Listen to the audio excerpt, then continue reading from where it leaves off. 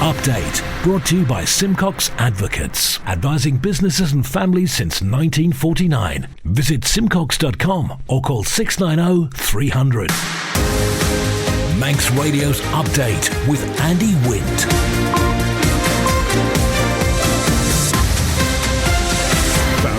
Good evening, it's 5:30. This is Update for Thursday, 3rd of August 2023 from Manx Radio. 30 minutes to look at the latest news on the Isle of Man, plus background to the news and sport and business and Sea Watch and travel updates. And the newsmakers in person this evening. Offshore gas exploration needs adequate funding. 20 years operating a criminal network from behind bars. Liberal vanning concerned over losing Information Commissioner. Do we have enough for tourists to do on the Isle of Man? And Caribbean-bound Manx athletes off to the Commonwealth Youth Games. Man Benham for all your business and legal needs. First of all, at 29 minutes ahead of 6 o'clock, the Update News headlines. First to my William King. Fastamai. Increases to alcohol duty are expected to filter through to Manx hostelries in the coming days. Bottled beers, draft cider, spirits and still wines will all be subject to raised levels of taxation. Exploring for gas in Manx waters can't be done cheaply, and government must ensure Crogga has the financial capacity to undertake the operation. Former Infrastructure Minister Chris Thomas says there's a lot at stake. The Chief Constable says he's absolutely committed to tackling serious and organised criminality. Yesterday, 27-year-old Kyle Brian Molyneux, who also used the surname Johnson, was jailed for 20 years for orchestrating an organised crime group from behind bars at the Isle of Man prison. In international news, 2 drug dealers who stabbed a man to death after mistaking him for a member of a rival gang have been jailed for life. 22-year-old Sven Badzak was attacked by 6 men in the Kilburn area of North London in February 2021. Interest rates have hit a 15-year high after the Bank of England raised the base rate for the 14th time in a row. It's gone up by 0.25 percentage point to 5.25%. And it's understood the first migrants to be accommodated on a barge in Dorset are expected to arrive on Monday. Local people there say it's an inappropriate place to house up to 500 asylum seekers, whilst the UK government says it's trying to cut the cost of keeping people in hotels. Those are the Update News headlines. Man Benham. Contact us by phone, video call, email or face-to-face. We're happy to connect with you. Manx Radio Weather with Manx Glass and Glazing. Goromaya, thank you, William, from the Ronaldsway Met Office. Still that strong wind warning in operation for the North Array Sea. State of sea is moderate. Ben McCree's just in the bay at the moment. We'll be on the link span in 20 minutes or so. This evening's weather, late brightness in a fresh to strong northwesterly, mostly dry tonight, down to 13 degrees. And for Jehenya, sunny spells in a fresh to strong northwesterly, up to 16, just 16 tomorrow. Overnight, fresh to strong easterly, bringing some rain, minimum 12. And Saturday, Jasan, a wet morning, strong easterly, then north or northwesterly, up to 16 degrees, scattered showers later on a moderate to fresh breeze. Tide's on the way out. Low water's 12 minutes to 8 tonight. Sunset 14 minutes past 9. High tide is at 14 minutes before 2 a.m. Sunrise 25 to 6. And low water tomorrow morning at 14 minutes past 8. Manx Glass and Glazing can produce bespoke splashbacks for your kitchen in any colours. Speak to the team on 674 573. The former Infrastructure Minister says exploring for gas in Manx waters can't be done cheaply, and the government must ensure that Crogga has the financial capacity to undertake the operation. In June, the energy firm handed back money to investors, saying government hadn't put regulations in place for drilling to go ahead. Chris Thomas, MHK, faced questions from listeners today on Man in Line. So the case they've made is that the regulations are not in place as yet. Well, the first drill is not expected till 2026, and there's a good programme in place to put those regulations in place. I mean, lots of what Mr Hubbard in particular says is just not quite right. It's wrong even. So we've had, and we have regulations in place for seismic surveys. Crogga has benefited from those regulations a number of times to have the opportunity to do a seismic survey. As early as 1995, we had drilling rig regulations in the Isle of Man. You'll remember Clifford Irving and Alex Downey and Eddie Lowy. You'll remember that there was a drilling rig off Douglas Head. There was another one off the Point of Ayre. We've got all of those regulations. That's a simple matter. It's just a question of bringing modern regulations to be handled competently by people with modern experience to actually do the drilling. What matters is actually having the financial capacity, the competence to actually do it right, so that we don't damage the national wealth, the future from so many people in this island, the huge amount of money we could get from this gas by doing it wrongly. So it doesn't, this is not about a chief minister lifespan. It's not about a House of Keys lifespan. This is about years. The gas has been there for millions of years, and it'll still be there for a few more years. So we've got to do this properly, and that's the difference of opinion. I wanted to do things properly, and I'm standing up for expert advisors. The worst moment in Tuesday in Tynwald was when Alf Cannon said that we didn't have proper external advisors, and I stand by the British Geological Survey, and I stand by the current modern experts who were put in place by our non-executive director and the rest of the team around this project, whatever anybody else says. A Manxman who was caught orchestrating a criminal network from behind bars at the Isle of Man prison has been jailed for 20 years. Kyle Brian Molyneux, a.k.a. Johnson, received the longest sentence ever handed down for a drugs offence in a Manx court when he was sentenced yesterday afternoon. The 27-year-old and 11 others have been brought down as part of Operation Achilles. Jamie Tomlinson is the detective inspector in charge of the Drug and Organised Crime Unit. I'm very pleased with the sentence. I think it reflects the seriousness of his criminal lifestyle, if you like, the people that were involved, and the drugs that were brought to the island. Now, this is all part of Operation Achilles. We've seen a number of people jailed through the operation, through the work of the police. Kyle Molyneux was what the police have described as the ringleader. Just tell me a little bit more about how you formed that opinion. What was he doing, perhaps, that put him higher up the tree? Well, we'll start back in February of 2020 when it was just pre-COVID, which is when the start of our importations were seized by us, if you like. And it was from that date, and then during COVID and thereafter, that once we either followed the evidence or, our investigations took us in a certain direction, and we focused on other individuals, and we subsequently arrested those and put those to court. Effectively, once we joined the dots, he was the common denominator in it all, and he was coming back to and linked to all of these subjects. I know that a lot of phone analysis was undertaken as part of this operation, and it all seemed to link back to him. Now, what was significant was that for a large portion of this time, he was actually behind bars himself. Yeah, that's correct. He was on remand for other drug-related offences, and then once he was in his prison cell, he managed to get hold of illicit SIM cards and communicate with all his criminal associates, and effectively organise the importations and the collection of monies, and so on and so forth.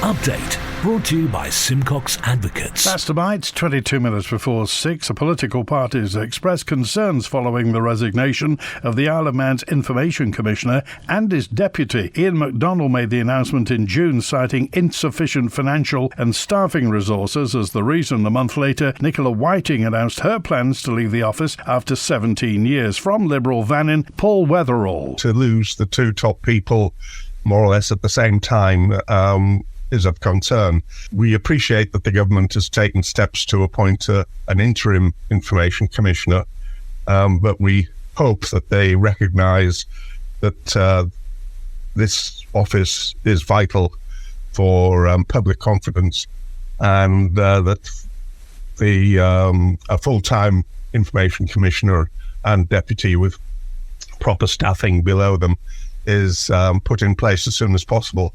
We're particularly concerned, I think, at the reasons given for the resignations, which seem a bit strange in that the budget, I think, had been increased, but the Information Commissioner resigned saying he needed more staff and hadn't been given the resources to do so. It's a little strange that two people have left at the same time, with perhaps inadequate explanation as to why.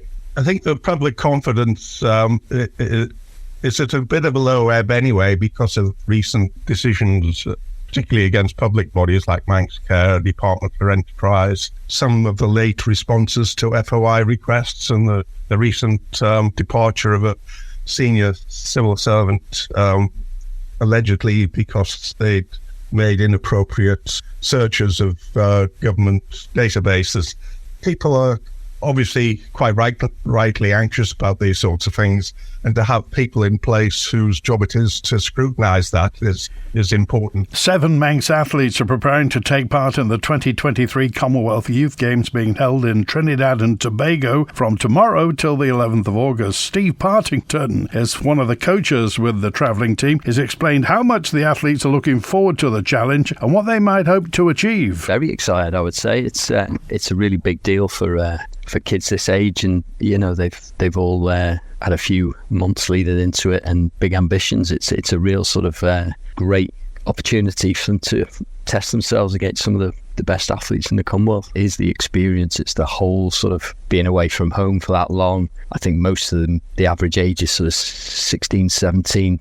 So it's a big deal to go away for 2 weeks. It's a big deal to be thinking about your sport just for 2 weeks. It's the whole thing that you would get at the Commonwealth Games, and it is different for everybody. So it's a real step up. Some of them competed at the Island Games a few weeks ago, and this is just that bit more intense. I think we were talking on the trip over, we were harking back to the Bahamas in 2017, and I obviously remember Dave Malarkey and what he's gone on to achieve after he compete as an athlete at those games. And we had medals in the cycling last time. It was a real boost, those performances. But I think you have to, I think part of the role as a manager is you just have to keep everyone's feet on the ground and not get expectations too high, and you don't want to ramp the pressure up. And we have no idea. We've talked about the entries. There's no entry list yet, so nobody knows who's here and what performances you can expect from some of these people. So I think you just have to focus on the local athletes and what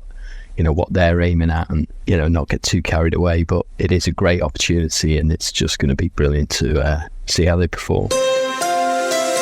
Sea Watch with the Isle of Man Steam Packet Company. Mothership Ben McCree left Heysham at 14 minutes past 2. She's just in the harbour at the moment, going astern onto the link span. Will be leaving at 7:45 this evening in Heysham at 11:30. Departing overnight at 2:15 back to Douglas tomorrow morning at 6. High-speed craft Manannan left Douglas at 14 minutes past 3. She's in the Mersey now, will be on the link span by the pier head in the next 10 minutes, leaving this evening at 7:15 back to Douglas at 10 tonight.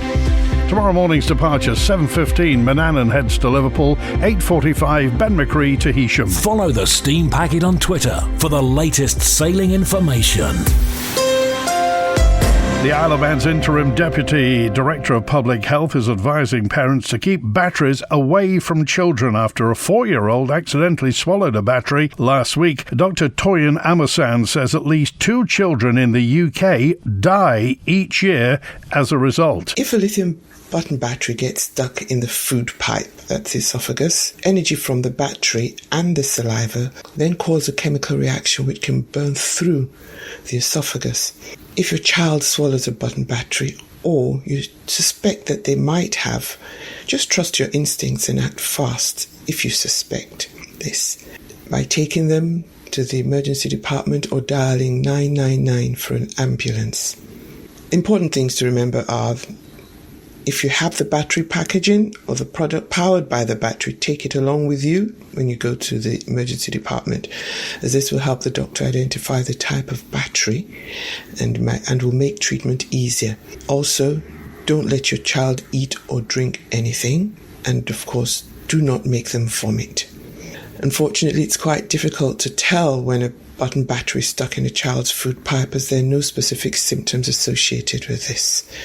So the best you can do is to keep young children safe, and you do this by making sure that the battery compartment on any product is secured. Make sure you store spare button batteries in a sealed container in a high cupboard where they cannot access it. Also making sure that all used batteries are also out of reach, as these can still cause harm if swallowed. And be careful when you're buying second-hand toys or toys from abroad that may not meet UK safety regulations. And it's also important to teach older children that button batteries are dangerous and ensure that they don't give them to their younger ones. Manx Radio Business Briefing. At 5:45, the Bank of England raised official short-term interest rates by 25 basis points and noted that some of the risks from the more persistent inflationary pressures may have begun to crystallise. Rate setters said in their policy statement, quote, "The committee continues to judge that risks around the modal inflation forecasts are skewed to the upside, albeit by less than in May, reflecting the possibility that second-round effects of external cost shocks on inflation in wages and domestic prices take longer to unwind than they did to emerge." The bank rate was raised by 25 basis points to 5.25%, 5.25%, with 6 of the Monetary Policy Committee members voting for the increase, 2 arguing for 50 basis points and 1 for no change. And for a full daily market report, go to ramseycrookall.com. BAE Systems says it's taken a new record for orders because of the war in Ukraine.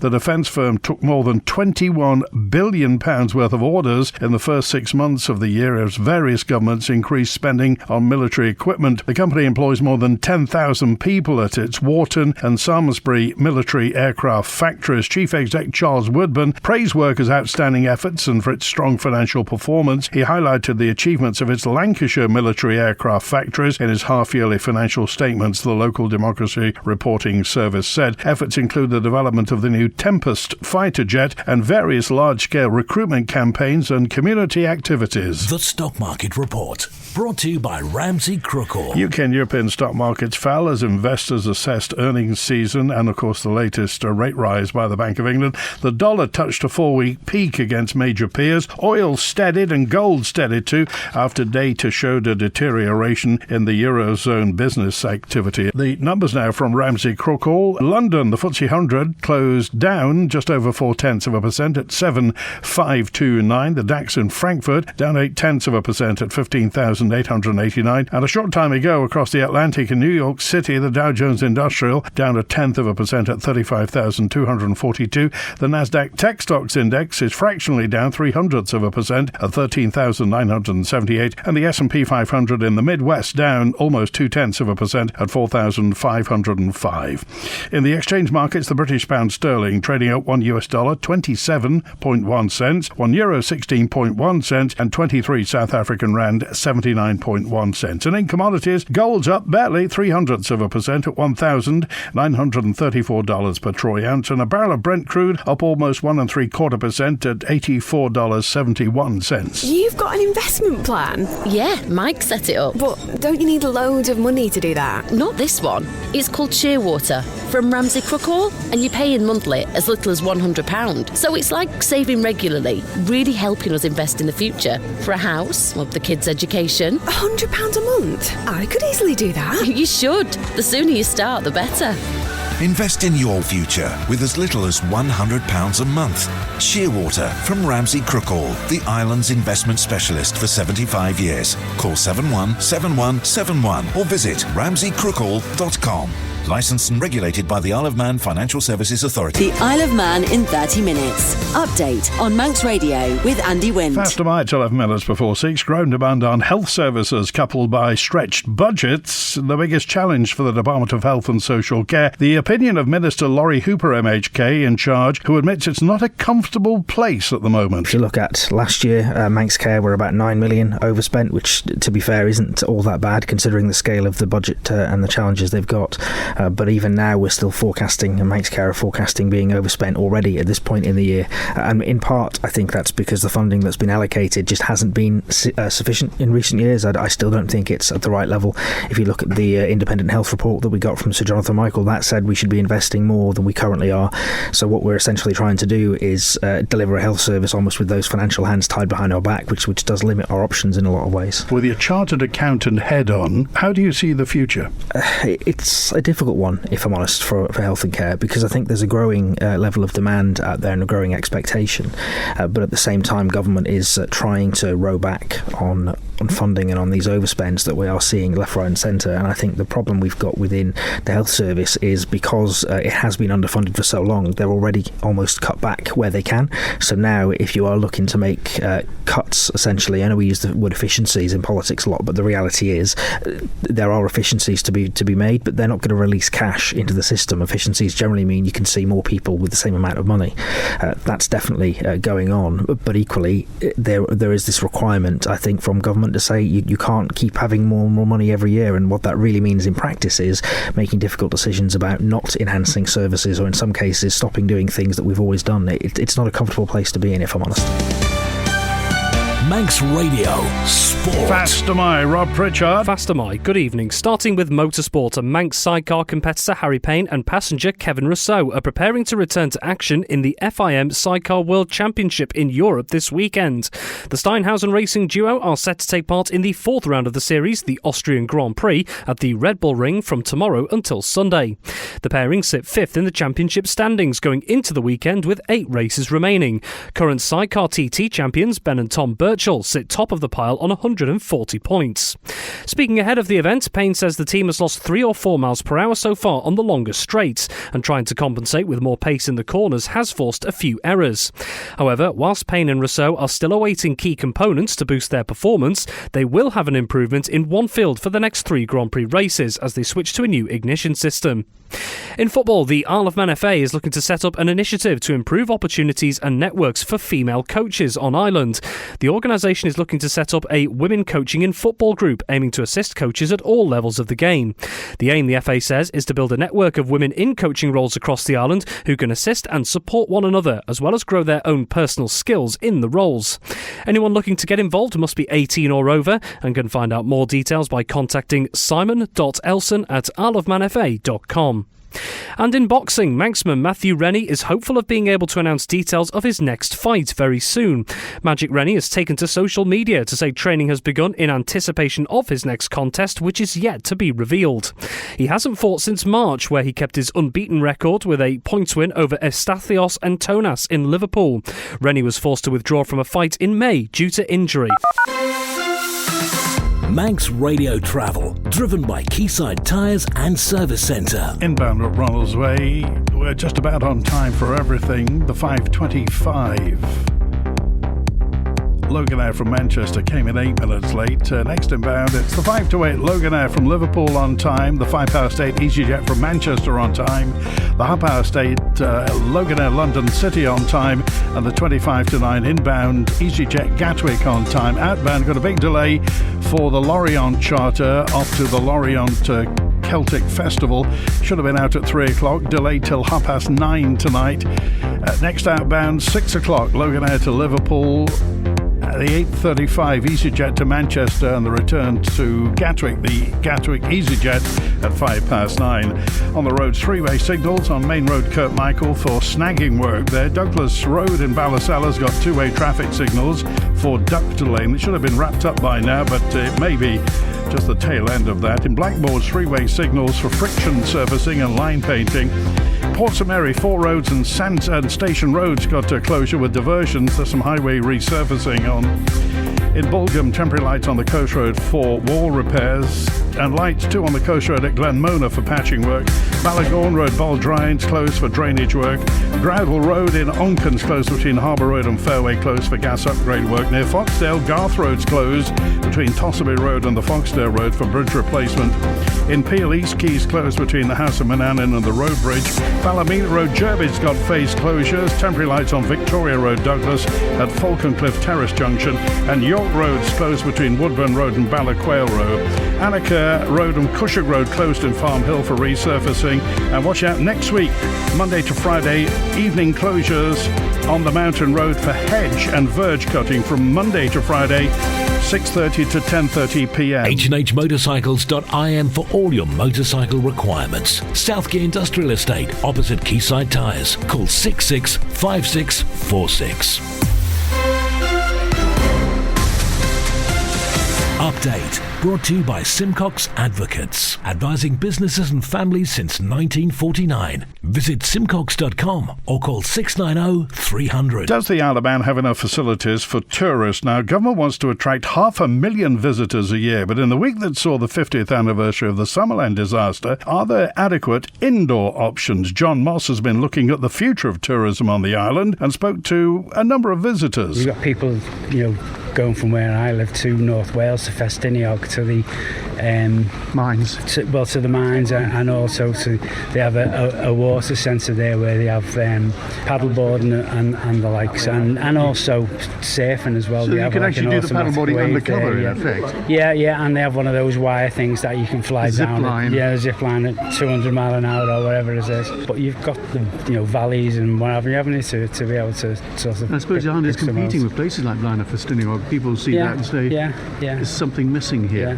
What do you go on holiday to do? What do you go on holiday to see?